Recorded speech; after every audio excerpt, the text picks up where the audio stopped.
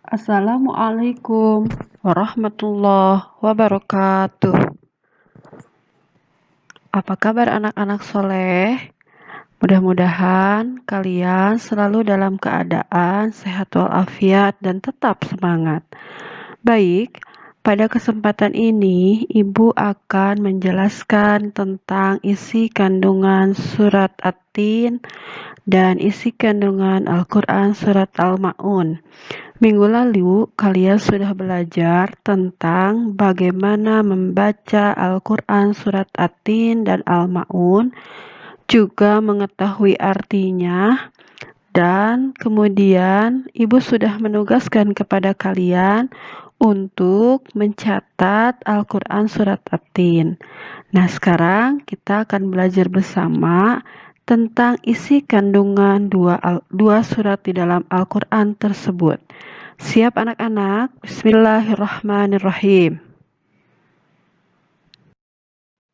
Baik, untuk slide ini sudah kalian ketahui bersama tentang bacaan Al-Quran surat At-Tin. Ibu yakin kalian anak-anak kelas 5 sudah hafal semua bacaan Al-Quran surat At-Tin. Slide ketiga, ini adalah tentang arti dari Al-Quran surat At-Tin. Anak-anakku, Al-Quran surat At-Tin adalah surat ke-95.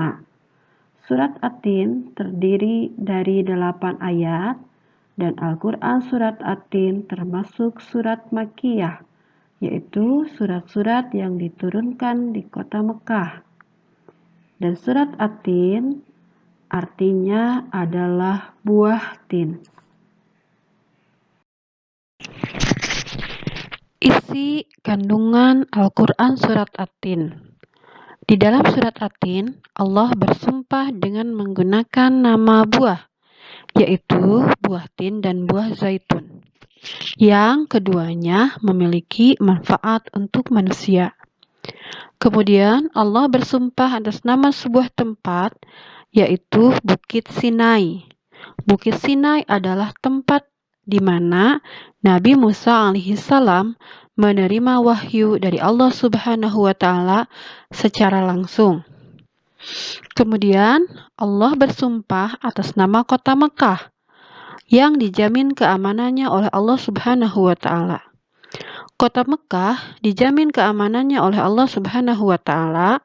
Hal itu terbukti ketika penyerangan yang dilakukan oleh pasukan bergajah yang dipimpin oleh Raja Abrohah yang ingin menyerang Ka'bah, tetapi usaha mereka digagalkan oleh Allah dengan mengutus burung ababil yang melempari mereka dengan kerikil panas dari neraka, sehingga mereka hancur seperti daun yang dimakan ulat.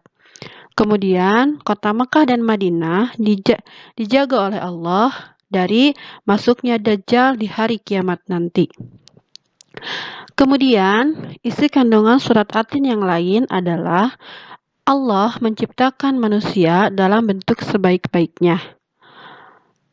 Dan yang menjadi pokok dari surat At-Tin ini adalah bahwa kemuliaan manusia adalah karena iman dan amalnya. Jadi, sebaik-baiknya manusia adalah manusia yang beriman kepada Allah dan melakukan kebaikan. Dan sejelek-jeleknya manusia adalah manusia yang tidak beriman kepada Allah dan mendustakan akan datangnya hari kiamat. Ini memberikan kepelajaran kepada kita bahwa sesungguhnya Allah tidak melihat rupa kita, tidak melihat penampilan kita, tetapi Allah melihat kita karena amal kebaikan yang kita lakukan. Nah, anak-anakku, selanjutnya ini adalah bacaan Al-Quran surat Al-Ma'un. Pada materi minggu lalu, kalian sudah mengetahui bagaimana cara membaca Al-Quran surat Al-Ma'un. Baik, slide ini Ibu tampilkan tentang arti dari Al-Quran Surat Al-Ma'un. Baik anak-anakku, Al-Quran Surat Al-Ma'un adalah surat ke-107 di dalam Al-Quran. Surat Al-Ma'un terdiri dari 7 ayat dan termasuk surat Makkiyah. Al-Ma'un artinya adalah barang-barang yang berguna. Sekarang kita akan membahas isi kandungan Al-Quran Surat Al-Ma'un. Di dalam Surat Al-Ma'un, Allah menyebutkan ciri-ciri orang yang mendustakan agama. Apa saja ciri-ciri pendusta agama? Yaitu sebagai berikut. Yang pertama adalah orang yang menghardik anak yatim. Mereka yang memperlakukan anak yatim dengan tidak baik. Yang kedua adalah mereka yang tidak mau ikut memberikan makan kepada orang-orang miskin. Dan yang ketiga, di dalam surat Al-Ma'un dijelaskan bahwa manusia akan mengalami kecelakaan di akhirat nanti karena mereka lalai terhadap sholatnya, berbuat ria, dan enggan memberikan bantuan. Di dalam agama Islam, istilah tolong-menolong itu dikenal dengan ta'awun. Ta'awun adalah suatu usaha menolong orang lain yang memerlukan pertolongan untuk meringankan beban atau penderitaan mereka. Nah, tolong-menolong ini merupakan kewajiban bagi setiap manusia.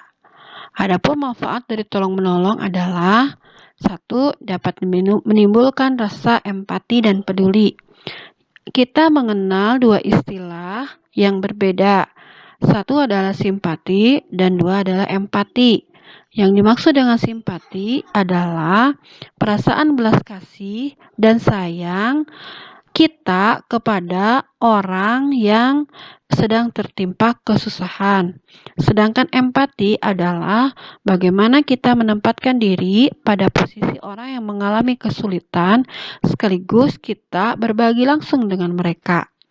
Kemudian yang kedua, manfaat dari tolong-menolong adalah memberikan rasa ketenangan dan sangat bermanfaat bagi orang yang sedang kesusahan.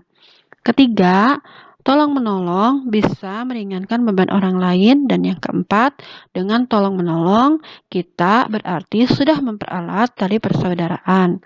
Nah, anak-anakku, itulah isi kandungan dari Al-Quran Surat Al-Atin dan Al-Ma'un. Semoga kita semua bisa mengaplikasikan apa yang sudah kita pelajari dalam kehidupan kita sehari-hari. Demikian pembelajaran dari Ibu. Kita bertemu lagi minggu depan.